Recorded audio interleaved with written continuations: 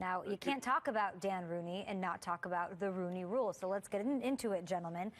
There was a time, early 2000s, you had, I don't know that everybody watching, Peter, in fact, knows quite what the impact was and how it all went down. So you had Tony Dungy, Dennis Green sort of lose their jobs, and there was this sort of criticism about the lack of diversity. So he was this force lobbying owners to implement sort of rules, the Rooney Rule, which would mandate that teams interview at least one minority for head coaching jobs, right? Yeah, and he himself had a scout, Bill Nunn, in the 1960s, a man of color, where no one else. This used to be just an all-white league of the executives, and the players would be of color, and there was something there. And finally, Bill Nunn broke that through, and the Steelers were always very progressive about hiring people of color in a lot of different positions, not only on the field, obviously the coaching and the front office. But Kay, to your point, early 2000s, this was never anything written in the league rules or anything, and he lobbied the league and said, hey, let's make it a rule that you at least have to interview a person of color, like at least bring them in. And it wasn't just for coaches, it was for front office too. Let's make this a league mandate type deal. So what was approved was the Rooney Rule, and that was you had to interview at least one minority candidate if there was a head coaching position available. Now, it's one thing to walk the walk. It's the other one thing to talk, the other thing to walk the walk. Right. If you remember when Bill Cowher stepped away, a lot of people thought this was Russ Grimm's job. Yeah. A lot of people thought this would be Ken Wisenhunt's job.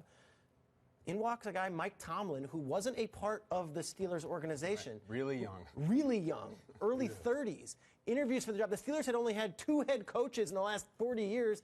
Chuck Noll, obviously, and Bill Cowher. 2 legends. 2 legends. Here comes this guy, mid-30s, walks in, person of color, wows everyone in the interview, connects with everyone. Says, you know what? Let's hire this guy. And here we are 10 years later, going into his 11th season.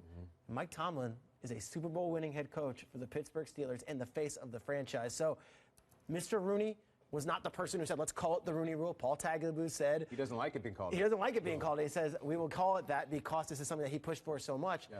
But Mike, as a player, when you hear that and you look at all these coaches, look, these are currently African-American head coaches in the league.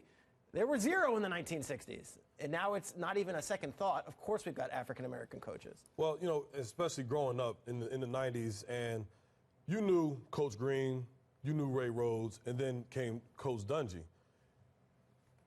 Now, we knew those were the black head coaches. Now, you don't even think about it. And I think that's the beauty of the Rooney Rule. I remember speaking to Reggie McKenzie when I was coming out for the draft. Right. He's a general manager.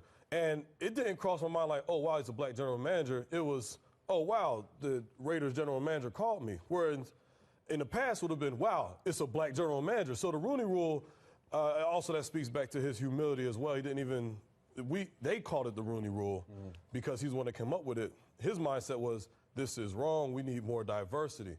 And being someone who has, being a pioneer with having diversity in the front office, he definitely understood the importance of that.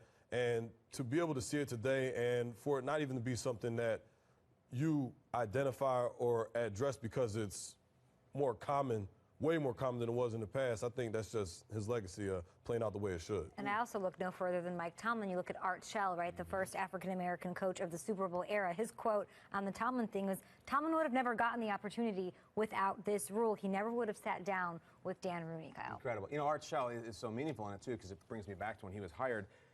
I'll be as blunt as possible.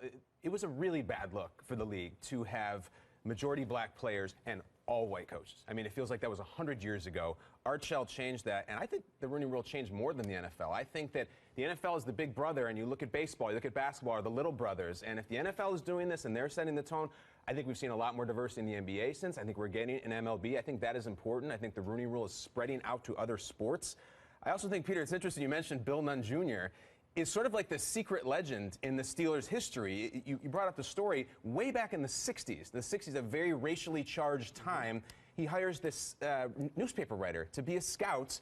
He ends up having access to the traditionally black colleges, finds people like John Stallworth. Yes. That's, if you are sitting around today catching up on the Steelers' legacy, make sure you Google Bill Nunn Jr. His story is incredible, and he puts some of those Lombardis up there. In the words of Rooney, on the Rooney Rule, I just want to leave everyone with this, and we'll of course, take a break and move on. I really hope and feel that we will not need a Rooney Rule for long.